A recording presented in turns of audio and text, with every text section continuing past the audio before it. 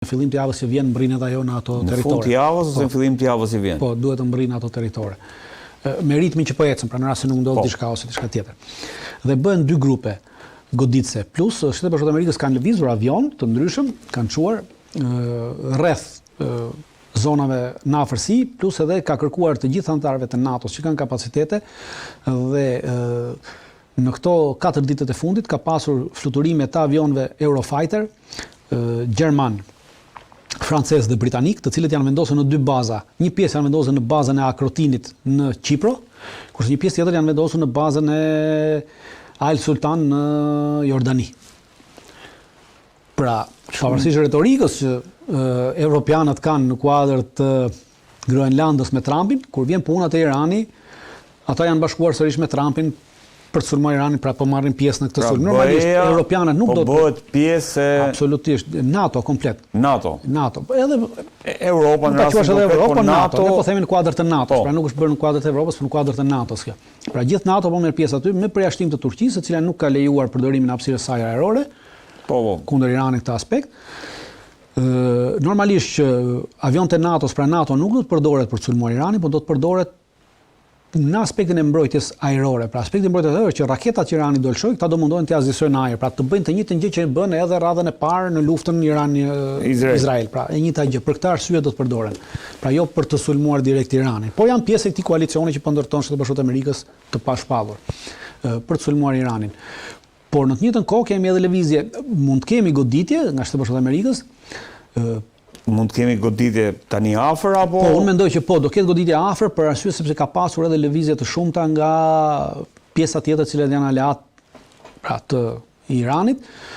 Vetëm në 54 orët e fundit. Pra në këto 54 orë fundit që flasim, nga Rusia kanë zbarkuar në Iran 5 avion luftarak, 5 avion transporti strategjik rus, cilët kanë sjell pajisje ushtarake, armatime, se di çka kanë sjellë, pra janë ulur në baza ushtarake iraniane dhe ajo që është interesante është se 16 avion të transportit strategjik ushtarak kinez ka pasur në këto 54 orë në drejtim të Iranit. Njëri është ulur pak para 30 minutash, diçka 45 minutash, është ulur i fundit. Dhe nuk kemi pasur as gjatë luftës, as gjatë atyre 12 dhe as me njëherë pas atyre 12 ditëve nuk ka pasur një fluks kaq të madh fluturimesh nga ana e Kinës dhe Rusisë në drejtim të Iranit. Fakti që ata po bien tashmë me ngut, pra gjithë do të thotë që duhet të kenë të dhëna që amerikanët po përgatiten për një goditje dhe kjo goditje do të jetë e afërt dhe për këtë arsye po çojnë materiale të ndryshme të cilat mund të shërbejnë për të përballuar këtë goditje, pra sepse duhet kemi gjë parasysh. Nuk bëhet llaf që edhe në rast, pra, në çdo lloj goditje që Shtetet Bashkuara të Amerikës i bëjnë Iranit, nuk bëhet llaf që Irani të ndalojë goditjen. Pra nuk bëhet llaf që Irani të mund të mos, bëhet llaf që Irani të rezistojë goditjes. Sepse kapacitetet e Shtetit Bashkuara të Amerikës për një goditje disa ditore janë më të mëdha se sa Irani. Dhe ata arrin ta godasin. Pra, gjithçka që bëhet që ti të arrish të rezistosh kësaj goditje, jo në aspektin që ti të neutralizosh gjithë goditjen. Ti nuk e neutralizon dot goditjen. Por ama arrin ti rezistosh goditjen në mënyrë që një pjesë të goditjes ta bësh të paefektshme dhe dëmet që shkakton goditja më pas të jenë sa më shpejt të zëvendësueshme. Pra për këtë bëhet e gjitha, nuk bëhet llaf që ti ta neutralizosh goditjen tënde, nuk e neutralizon dot. Edhe po të dojë nuk e neutralizon dot. Edhe sikur të hyjë gjithë Kina dhe Rusia bashkë, goditja ndodh, pra këtoni.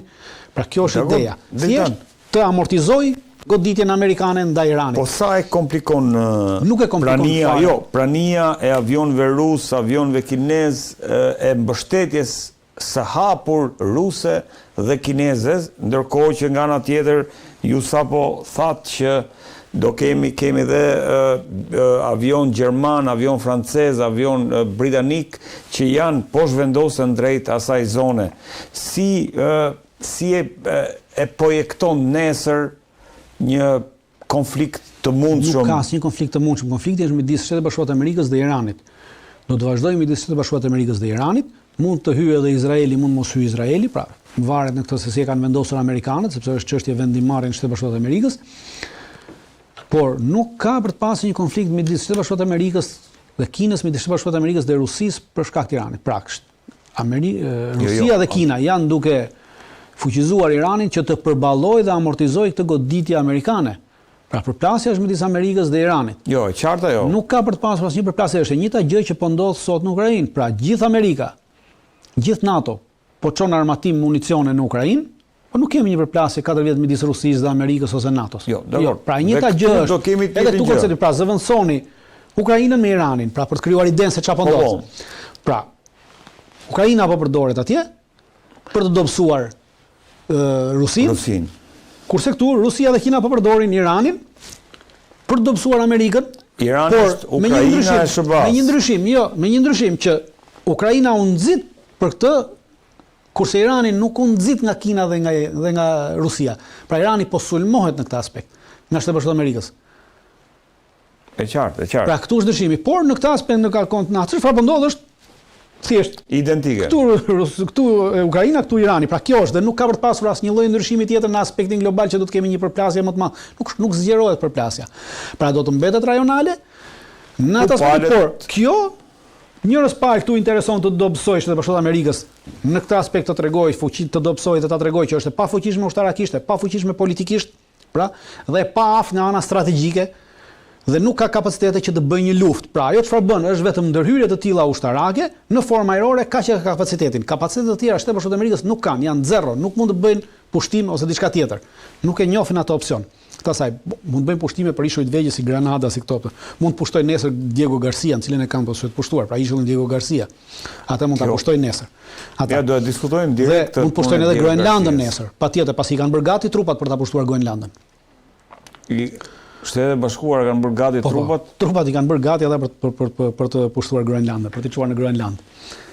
Vetëm po pret Trumpi po pret atë përgjigjen se çfarë do të japin europianët. Dhe europianët janë në këtë lojën që po ta diskutojmë pak Groenlandën dritan se nga pikpamja ushtarake flas dhe çfarë pasojësh do të ketë kjo për rendin aktual botëror ku sipas disa komentuesve vihet ndyshim me ardhmja e NATO-s, vihet ndyshim rendi ose arkitektura e drejtanisë botërore. Edhe Lavrovi e tha sot, ëh. Shiko, le të heqim deklaratat politike çfarë thon Lavrovët, Putinët, Xi Jinping ose disa udhëheqës tjerë të parëndësishëm të Evropës.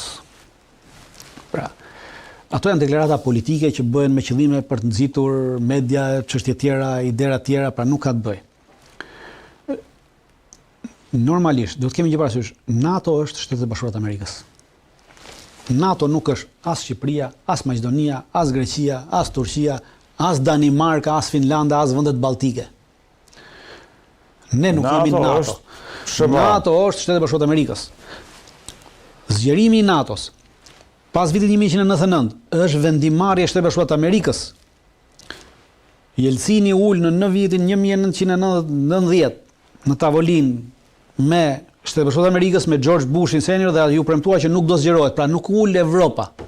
Nuk ul sekretari i përgjithshëm i NATO-s, sepse atëherë kishte një sekretar përgjithshëm i NATO-s. Sekretari i përgjithshëm i NATO-s nuk ekziston fare në këtë pikturë. Pra merrni ndaç fotografinë, ndaç filmimin, ndaç pikturën.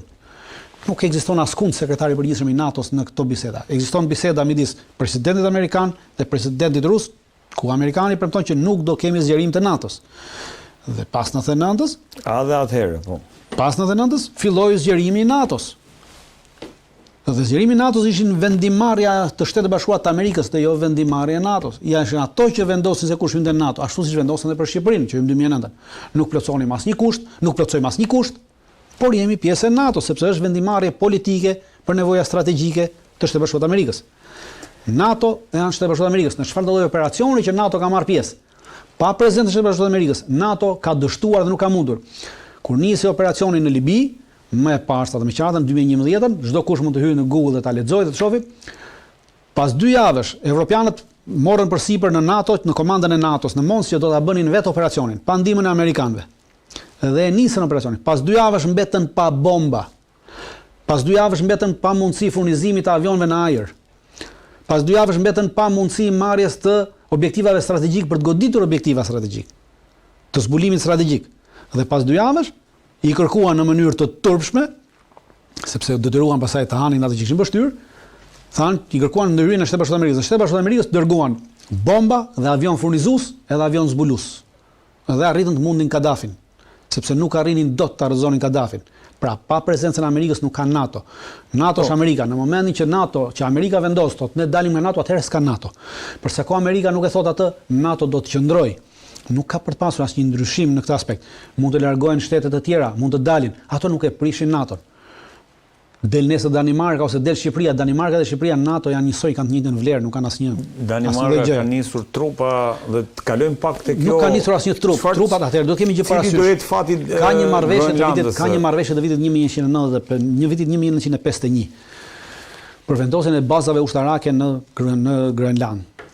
Aktualisht aty ka një bazë ushtarake amerikane, totalisht amerikane, dhe një bazë ushtarake të përbashkët amerikano-daneze. Por edhe komanda e kësaj bazës amerikano-daneze është e amerikanëve, nuk është e danezëve. Dhe kjo marrëveshje që ka në vitin 1951, midis tyre ka një klauzol të veçantë. Pra edhe marrëveshja është publike dhe është në Google.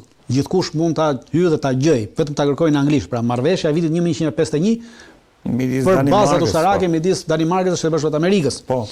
Dhe thotë që Danimarka nuk mund të shtojë ushtar në bazë pa miratimin e Shtetit Bashkuar të Amerikës, kurse Amerika mund të shtojë ushtar sa të dojë në bazë pa miratimin e Danimarkës, pra në Groenland. Që prej 51-shit kjo histori. Prej 51-shit kjo histori.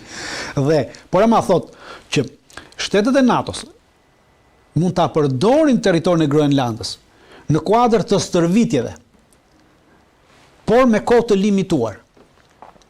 Pra, edhe këto trupa që kanë vajtur nga gjitha këto vende që quhen secili 1, 2, 3, 4, 5, vetëm Gjermania çon ja 13 a 15, pra gjithë tjerë quhen nga 1, nga 2, kështu sa për të thënë, është në kuadër të një stërvitje të cilën e ka programuar qeveria daneze. Stërvitje në Arktik quhet. E qartë. Pra është kuadër stërvitor, jo kuadër qëndrimi permanent, sepse si qëndrim permanent nuk mundesh, sepse nuk e ku qëndron. Pra edhe këto trupa që quhen në hotele, nuk i quhen në bazë, sepse baza është amerikanëve, nuk të lejohet të futesh asnjë ushtar. Pra nuk vajten në kazermat e bazës, vajten në hotel ushtarët. Prandaj u quhen numër kaq i pakët sepse s'ke ku ti çosh, sepse nuk mund të flesh jashtë atje në tenda, sepse shkon temperatura -30 gradë. Me qartë. Pra, kjo është e gjitha çfarë ndodh aktualisht në Groenland. Çfarë do ndodhi dritan se më thej që absolutisht ka një plan për ta pushtuar? Jo, nuk ka një plan, unë nuk di a ka plan për ta pushtuar, di që amerikanët kanë bërë gati që mund ta pushtojnë, false për të vendosur në Groenland. Pra për të shtuar kapacitetet e tyre ushtarake në Groenland. Aktualisht, në rast se keni parë, e keni dëgjuar gjithë që Trumpi ka dhënë urdhër që 1500 forca, pra e keni lexuar atë Twitteri që e kanë nxjerrë, si quhet ajo, se kam X tash më. Po, në X, po. Dhe thotë që kam urdhëruar komandën e Alaskës të divizionit Arktikut. Ka një divizion të forcave arktike që ndodhet në Alaskë, e cila ka urdhëruar brigadën brigadën speciale të divizionit Arktikut, që bëhet nga 1500 ushtarë, forca speciale të luftës në Arktik. Ata janë të bazuar atje kanë bazën, atje qëndrojnë. I kam urdhëruar atje në gatishmëri se do t'i përdorë në Minnesota kundër protestuesve në Minnesota. Që të përdori forcat armatosura kundër protestuesve në Minnesota, i duhet të nxjerrë një akt tjetër. Një akt tjetër, i cili përputhet me kushtetutën, po duhet ta bëj akt, dhe ky akti është akti i veçantë që në një zonë caktuar ti e shpall zonë lufte ose zonë që të futësh Shtetet Bashkuara të Amerikës, që të futës ushtrin aty, në Shtetet Bashkuara të Amerikës. Përgatitja e kësaj force, pra në gatishmëri luftarake, nuk është bërë për Minnesotën. Po është mashtrimi që jepet për Minnesotën, sepse normalisht, sepse mediat e kanë kapur se ti kur shef përgatitjen ushtarake të një brigade prej 1500 vetash, çuditesh, por ama kjo është brigadë për luftë në Arktik. Është brigadë speciale e specializuar vetëm për luftë në Arktik, vetëm për luftë në Antarktik. Pra në vende të tilla, pra fiks për Groenlandën. Shiko që ka publikuar Trumpi. Po, dhe kjo brigadë aktualisht është e vendosur në Alaskë, pra është e mësuar me të njëjtat kushte që ka Groenlanda. E qartë. Sepse nuk mund të marrë një brigadë nga Florida, ku janë 300 ditë diell, ku bie temperatura nuk bie poshtë 20 gradë dhe ta çosh në Groenland, sepse ata nuk mundet të funksionojnë në Groenland, që për shkak të klimës. Pra këtë forcë ka bërë gati. Në momente ka mashtruar se gjoja si do ta çojnë në Minnesota, po ajo forca është aktive, është aktualisht e gatshme në gatishmëri luftarake 1500 dhe ata ka urdhëruar forcën që të bëhet gati dhe të jetë e gatshme për të lëvizur në çdo kohë. Dhe pret fundin e muajit, në rast se këta nuk dashu, atëherë mund ta zhvendosi pjesërisht atje për arsye sigurie, thotë në bazë sepse ja lejon kontrata që ka vitin 1951 që forcat amerikane në Groenland mund të shtojnë sa do Amerika dhe nuk i më leje Danimarkës. Dhe mund të vendosin në një moment caktuar, thotë për arsye sigurie, unë vendos të çoj këto 1500 forca në Groenland. Edhe nuk ka kush që ati thot asgjë. Por duhen këto forca që janë të përshtatshme për atë terren dhe për atë klimë, sepse është njëjta terren dhe klimë ku ato aktualisht veprojnë dhe ku kanë bazën e tyre në Alaskë. Kurse evropianët po tregojnë idiot të paaftë. Kanë vendosur tarifat 8 vendeve Trump. Atëherë Trumpi thotë që unë po e dua Groenlandën për shta ruajtur se rrezikohet nga Kina dhe nga Rusia. Dakor? Ndërkohë që evropianët tregon që nuk kanë asnjë lloj kapaciteti intelektual, mendor dhe strategjik. Pra kur evropianët flasin për të krijuar një ushtri, ti duhet të kesh një koncept strategjik për krijimin e këtij ushtrie. Fakti që këta nuk mundet të përgjigjen strategjikisht Trumpit, domethënë që këtyre i mungon totalisht mendimi strategjik dhe këta s'mund të bëjnë asnjë forcë kurrë. Pra çdo kush le ta heqë nga mendja që këta mund të bëjnë forcë, ndonjëherë evropianët në vete, pa Amerikën. Sepse aktualisht këta mund të angazhonin edhe këta 1 brigadë, 2 brigada, 3 brigada, sa i kanë të gatshme dhe duke qenë se i thoshin Trumpi po thotë që është Groenlanda rrezikohet nga Kina dhe nga Rusia. Po, ti ke drejt.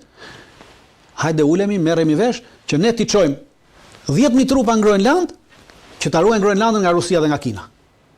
Pra ti luan me bllofin me Trumpin. Po këta nuk guxojnë ta bëjnë këtë, nuk e mendojnë këtë në mënyrë strategjike, pra ky është mendim strategjik, ata nuk e bëjnë dot të, nuk e arrin dot të, dhe në momentin që se arrin dot të, tashmë i jargaviten Trumpit. Unë mendoj që në fund të fundit të gjithë kanë rënë dakord që Groenlandin do e marrë Trumpi. Kanë rënë dakord po thuat? Absolutisht kanë rënë dakord, e kam thënë një herë tjetër kanë rënë dakord, por kjo është loja që ata ju duhet të justifikohen përpara popullit të tyre, sepse ndryshe dalin njerëz, shikoni, është si puna e atij që i hyn në shtëpi dhe i zë gruan. Ja përdon dhe i thua atij tjetër që i vë rrethin mos dil nga rrethi dhe kur ikën ai thotë unë nxora këmbën, po ai s'mpa. Po, e qartë. Pra kjo është edhe puna e këtyre udhëheqësve evropian. Pra tashmë Trumpi ju ka vënë një rreth, i ka futur aty, i ka thënë rri aty ti edhe po ju bën çfarë do qefi aty dhe tash i këta kur Trumpi se ka mendje thon unë nxora këmbën, po Trumpi s'mpa. Pra kjo është ajo që ndodh me Evropën. Dhe për mos humbur pushtetin e tyre duhet lozin këtë lojë në mënyrë që nesër të thonë që shiko, neve po e lëm të Groenlandën sepse ndryshe ne duhet të shbëhet NATO, duhet të shbëhet Bashkimi Evropian dhe për arsye të kësaj sigurie globale, neve më mirë sakrifikojmë Groenlandën se sa të prishemi. Pra kjo do thotë që e kanë bërë marrëveshjen. Absolutisht do dalin. Do ta kemi atë letrën e mesazhin e publikuar të Macronit regjia ku pjesë e kësaj loje është shumë qesharake kjo mënyra se si këta po veprojnë. Europa po thua do ta lejojë që absolutisht nuk e ndalon dot. Europa nuk ka asnjë kapacitet ta ndalojë. Dhe jo vetëm kjo, Trumpi me këtë do marrë të tjera. Aktualisht Trumpi po flet për të marrë Diego Garcia. Diego Garcia është një nga 60 ishujt, pra Diego Garcia është një nga 60 ishujt e arkipelagut që quhen ishujt Chagos. Ishujt Chagos janë 60 ishuj që përbëjnë dhe ishujt Chagos në vitin 1168, me sa më mend. Duhet ta kem hartën aty regjia të Diego Garcias. Anglia ja bleu këto ishuj Chagos, ja bleu Mauritanisë e këtyre vendeve të tjera për 3 milion pound ja bleu, në 68. 60 ishuj në atë kohë. Dhe këto u quajtën territoret angleze, territoret britanike në Oqeanin Indian. Po. Kështu u quajtën këto ishuj të. Dhe tashmë ka bërë një marrëveshje vjet.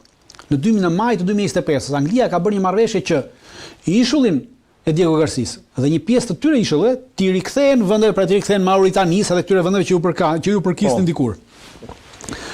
Kur është bërë marrëveshja vjen 2025, Departamenti i Shtetit e ka përkrahur këtë marrëveshje.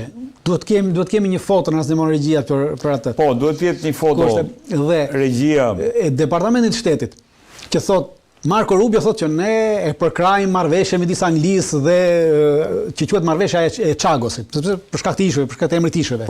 Që këto ta rimarrin ishujt dhe në atë marrë ku është, ja. Po. Shikoni. Kjo është e Departamentit të Shtetit. Pra US Support for UK pra mbështet totalisht prej statement e Departamentit të Shtetit. 22 maj 2025 është bërë marrëveshja që ishulli të rikthehet Mauritanisë. Mendoj? E mirëpriti marrëveshjen historike ndërmjet Pra dhe thotë Marco Rubio, sekretari of State, dakor? Po. Ndërsa tash Trumpi, kjo marrëveshje u bë atëherë dhe duhet të implementohet këto 2 muaj që vjen. Pra, se ka afatin e implementimit marrëveshjes. Po. Në moment që vjen afati fundor i implementimit, Trumpi tash i del dhe thotë që kjo është menduri.